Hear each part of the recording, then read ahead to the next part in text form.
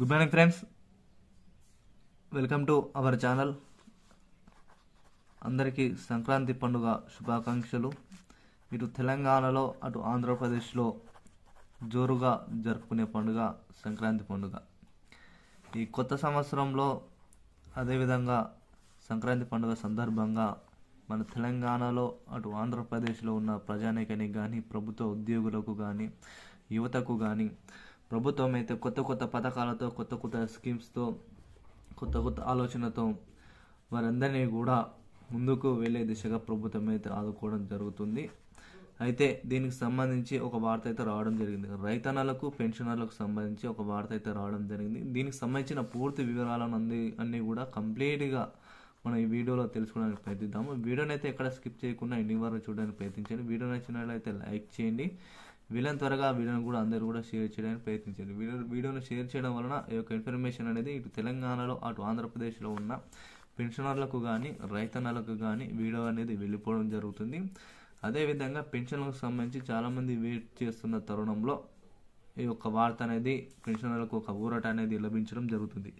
Late చేయకుండా వివరాలకి వెళ్ళిపోయినట్లయితే, రైతన్నలకు, పెన్షనర్లకు 7,500 రూపాయలు, అదేవిధంగా డిఏ, పిఆర్సి ప్రకటనకు ఆర్థిక శాఖ ప్రకటన. అయితే రైతన్నలకు సంబంధించి మనం గత బీఆర్ఎస్ హయాంలో ఏదైతే మనకు అప్పుడు టీఆర్ఎస్ హయాంలో ఉందో, ఆ బీఆర్ఎస్ హయాంలో మనకు ఈ యొక్క రైతన్నకు సంబంధించి ఎకరానికి 10,000 రూపాయల చొప్పున ఒక సంవత్సర కాలంలో రిలీజ్ చేయడం జరిగింది. అంటే 2 విడతలుగా 5,000 రూపాయలు, 5,000 రూపాయలు.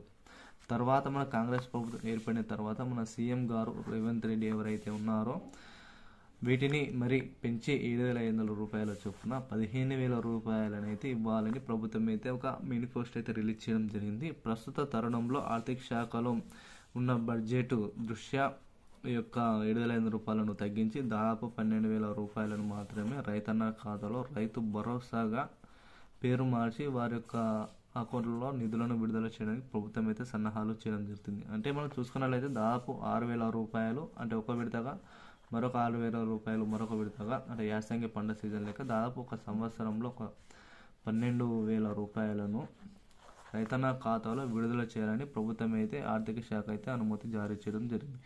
అదేవిధంగా పెన్షనర్లకు సంబంధించి చూసుకున్నట్టయితే గత ప్రభుత్వం 2,016 రూపాయలు, 3,016 రూపాయలు అయితే ఇచ్చింది. కానీ ప్రస్తుతం అయితే ఈ యొక్క పెన్షన్ అనేది జనవరి 26 తారీఖు నుండి లేదా ఈ రోజు నుంచి, అంటే ఈరోజు సంక్రాంతికి రిలీజ్ చేస్తామని చెప్పారు. కానీ ఈ రోజు నుంచి చూసుకున్నట్లయితే ప్రతి ఒక్క పెన్షనర్లకు కూడా 4,016 రూపాయలు, 6,016 రూపాయలు అయితే వారి యొక్క ఖాతాలో అయితే ఎప్పటికప్పుడు రిలీజ్ చేయాలి. అదేవిధంగా ప్రభుత్వ ఉద్యోగులు ఎవరైతే ఉన్నారో వారికి ప్రతి నెల 1వ తారీఖు ఏవైతే శాలరీస్ పడుతున్నాయో అదే శాలరీస్ మాదిరిగా ఈ యొక్క పెన్షన్ అనేది రిలీజ్ చేయాలని కూడా ప్రభుత్వం అయితే ఆర్థిక శాఖ అయితే అనుమతి ఇవ్వడం జరిగింది. వీటిలో డిఏ అదేవిధంగా పిఆర్సీని కలుపుకొని కూడా పెంచి వాటన్నిటిని కూడా ఒకేసారి బడ్జెట్ రిలీజ్ చేసి దాదాపు కొన్ని కోట్ల బడ్జెట్ను కూడా వీటన్నిటిని కూడా రిలీజ్ చేసి రైతన్న ఖాతాలో, ఇటు పెన్షనర్ల ఖాతాలో విడుదల చేయాలని ప్రభుత్వం అయితే సన్నాహాలు చేయడం జరుగుతుంది.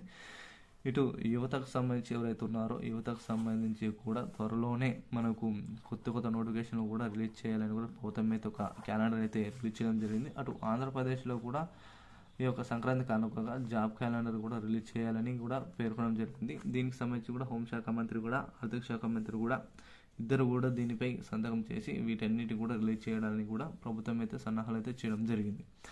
డిఏ విషయంలో, పిఆర్సీ విషయంలో ప్రతి ఒక్కరు కూడా చాలా నిబంధనతో ఉండడం వలన వారికి కూడా త్వరలోనే విడుదల చేయాలని కూడా ప్రభుత్వం అన్ని వర్గాలలో ఉన్న వారందరినీ కూడా ఆదుకోవాలని ప్రభుత్వం అయితే త్వరగా వీటిని కూడా అమలు చేసే దిశగా ప్రభుత్వం అయితే అడుగులు వేయడం జరుగుతుంది. కాబట్టి వీడియో నచ్చినట్లయితే లైక్ చేయండి. వీలైన త్వరగా వీడియోని కూడా అందరూ షేర్ చేయడానికి ప్రయత్నించండి. Thank you to all.